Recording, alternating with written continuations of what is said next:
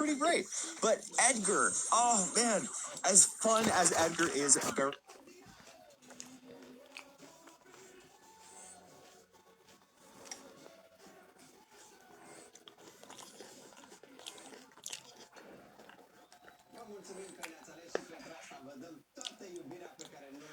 Babună.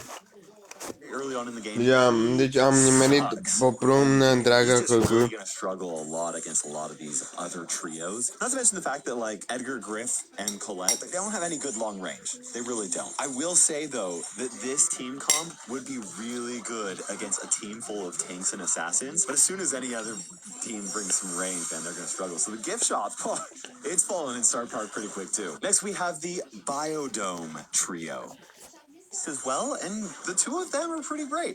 But Edgar, oh man, as fun as Edgar is very early on in the game, he sucks end game. He's just really gonna struggle a lot against a lot of these other trios. Not to mention the fact that like Edgar, Griff, and Colette, they don't have any good long range. They really don't. I will say though that this team comp would be really good against a team full of tanks and assassins. But as soon as any other team brings some range, then they're gonna struggle. So the gift shop, it's fallen in Star Park pretty quick too. Next we have the Biodome trio. This is Sprout, Rosa, and B. We'll put them in a C tier. Now this team comp actually has a little bit of everything, right? They've got the thrower, they've got the tank, they've got the long range damage dealer. Like overall, Dome trio. This is Sprout, Rosa, and B. We'll put them in a C tier. Now this team comp actually has a little bit of everything, right? They've got the thrower, they've got the tank, they've got the long range damage dealer. Like overall, they do pretty okay.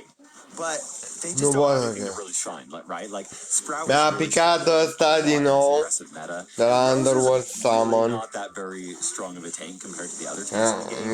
B is Asta e really clownul the ăsta că brawler in trebuie this să-l trio that kind of upgradez. keeps it from being at the very bottom of the list. But B isn't even the best sniper. But with a tank and a thrower and a sniper, they're actually pretty well rounded. Like I said, just pretty okay. But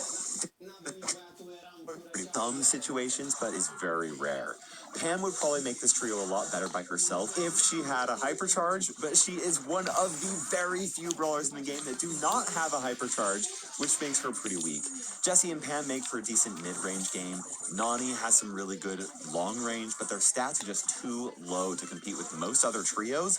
And I think that, well, most brawlers probably wouldn't want to fight over the junkyard.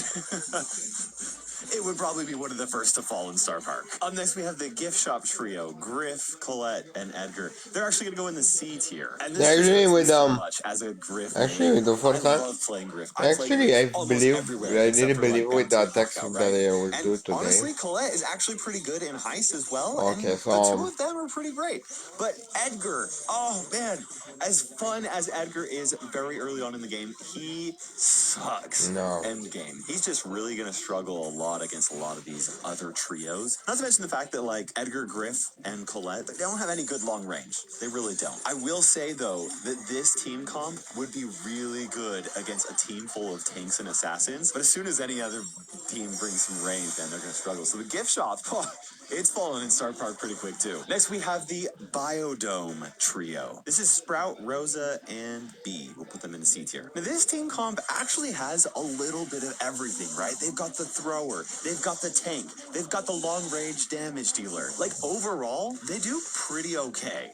But they just don't have anything to really shine, right? Like Sprout is really struggling. Don't look at that ball. What? Really not that very strong of a tank compared to the other tanks in the game. B is really the only brawler in this trio that keeps it from being the very bottom of the list. But B isn't even the best sniper. But with a tank and a thrower and a sniper, they're actually pretty well rounded, like I said, despite having weak brawlers. But the fact that not one of them really thrives is kind of holding their team back a little bit. Next we have Poco's Bandstand trio. This includes Poco, El Primo, and Amber. They're kind of like an entertainer trio, right? They belong in the C tier. This is another trio that really lacks range, right? But they're actually a really good, strong comp of, like at mid-range. Amber and Poco both have piercing shots for really good map control. There is no way. Skills actually pair really well with El Primo almost anywhere. But the thing is absolutely no way. El Primo is sort of a weak tank at the moment, and Poco is one of the weakest healers in the game. And again, any long the way he's too new. Wow.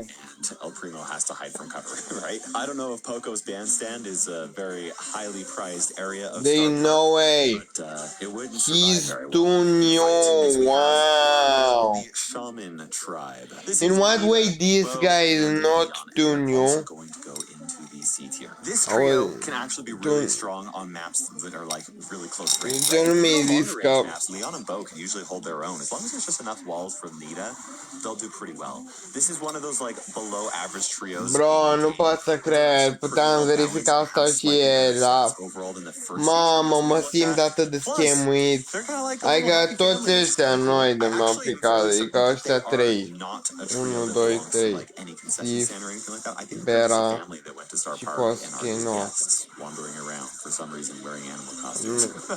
Bine, de toți ăștia e clar că pe ăsta o să-l aleg. Să-l maxez.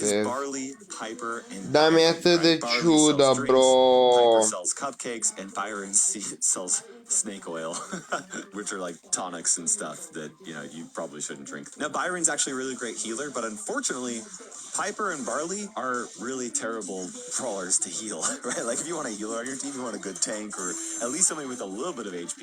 But Piper and Barley, dude, they're super squishy, right? Piper and Byron do have really great range, and it's always really good to have a thrower if you need it. But the biggest problem with this trio is how fragile they are, right? Any sort of assassin that jumps on any one of them is gonna obliterate them. Except for, like, you know, they do have some little things they can do. You can, away, you can, pal. Piper can also use her auto aim. There is absolutely no way you can yeah, it's gonna be a little upgrade. You can use Hero Coach to upgrade you. What the fuck? But then you have Byron and Piper that really struggle with it. Yeah, I mean, I could see this maybe being B tier, but I'm gonna go with a C tier because we got better trios to talk about later. Next, we have the Mortuary trio that belong to Mortis's Mortuary. And obviously that includes Mortis, Frank, and Ems, which is going in the C tier. And this trio doesn't have really any long-range brawlers, but Ems and Frank can deal some insane damage at mid-range, like really good. And thanks to mostly Frank, this comp actually has a ton of total health. So I feel like they could work decently on maps that aren't completely open. Now, Mortis and Frank do get countered by a lot of the same brawlers, but those same brawlers might actually struggle against M. So we're starting to see some trios that like seem to work well together. Next, we have brawlers that belong to Mike's Mine. That's going to be Dynamite, Jackie, and Carl, and they're going to go in the C tier. And you know what? Just because I like things to be even, I'm going to move this trio down to the F tier so it's nice and clean. Oh, that's so good. Now, Carl by himself is one of the toughest brawlers to counter, and then having Dynamite as their thrower is almost always going to be a big advantage. Now, even though there are a lot of brawlers that do counter Dynamite, Jackie counters most assassins in the game, so she can kind of like protect Dynamite. And this is like another trio that struggles a little bit with like some range and stuff like that, but they actually do have a pretty good job. They do a pretty good job at covering each other. And you know, you have Carl who can use his gadget to like fly out and try and deal some damage to long range brawlers and, you know, try and super away and stuff like that. I've been having a lot of fun playing Carl like that.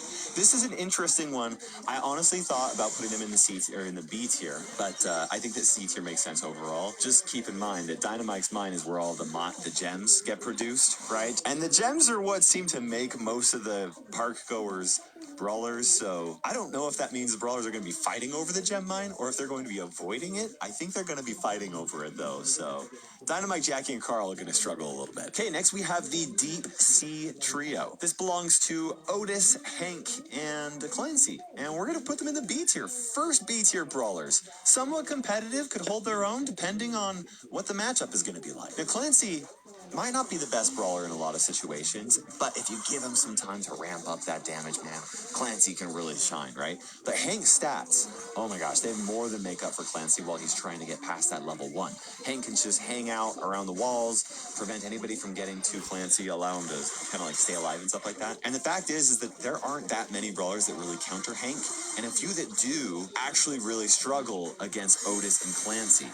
if Clancy's able to get upgrades to level 3. So if that happens, man, this trio could be really strong. I can't imagine too many brawlers are fighting over the deep sea of Star Park, whatever that means, but yeah, they could hold their own. Next is the Gold Arm Gang, who's responsible for the Wild West show fights or whatever in Star Park. This includes Belle, Sam, and Pearl, and we're putting them in the B tier. Now, Belle and Pearl together are just really tough to get past just by themselves because of their range and their damage. Now, Sam is what's kind of holding this team back a little bit. He's one of the weaker aggressive brawlers in the game right now, but he does have one of the strongest hypercharges. So if he's able to charge it up, then he can turn an entire game like around just by himself. But the fact that it's like going to be a 2v3 a lot of the times is going to struggle. Just kind of funny to think about the fact that Sam is letting his poor wife Belle down while they're snacking on cookies from Pearl. This trio has me so confused, honestly. Next, we have the Brawlywood trio, which are responsible for some of the best movies you've seen in Star Park. This is Lola, Gray, and Miko, which is funny because I'm pretty sure Miko's not even an actor. It's like two famous actors plus a dude that holds the sound equipment. Now, Lola and Gray. This is Lola, Gray, and Miko, which is funny because I'm pretty sure Miko's not even an actor. It's like two famous actors plus a dude that holds the sound equipment. Now, Lola and Gray are actually two brawlers that are really hard to counter. They're very solid, and Miko really is the weakest link here. Where he's going to be strong is going to be very dependent on the map and stuff like that. But the nice thing about Miko is that Gray's super actually does pair pretty well with Miko and helps him get close to enemies without having to waste his ammo, which is Miko's really big weakness.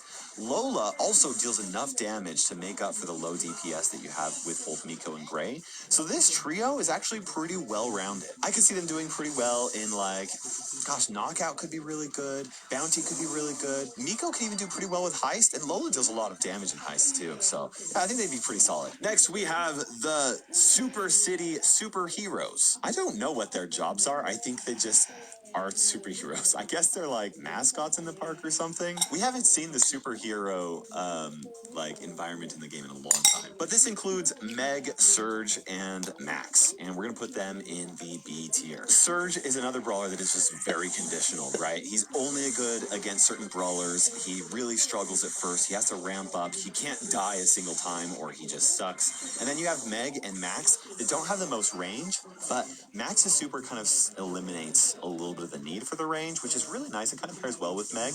Plus, her super also helps Surge get past those first few levels in a way, right? It helps him kind of get close and faster to enemies so he can charge up and level up and stuff like that. So they don't really have a ton of weaknesses, except they do struggle against really long range stuff, like really big heavy hitters, like on open maps and stuff. But this team could be really good in like Hot Zone, maybe even some gem grab maps. They would struggle in Bounty. Oh, but man, this team could do really well in Brawl Ball as well. Next, we have the Retropolis trio, which I don't know what Crow and BB do, but Bull's in charge of a diner. He likes making food, I guess. But yeah, that's Crow, Bull, and BB, and they belong in the B tier. BB and Bull obviously have which I don't know what Crow and BB do, but Bull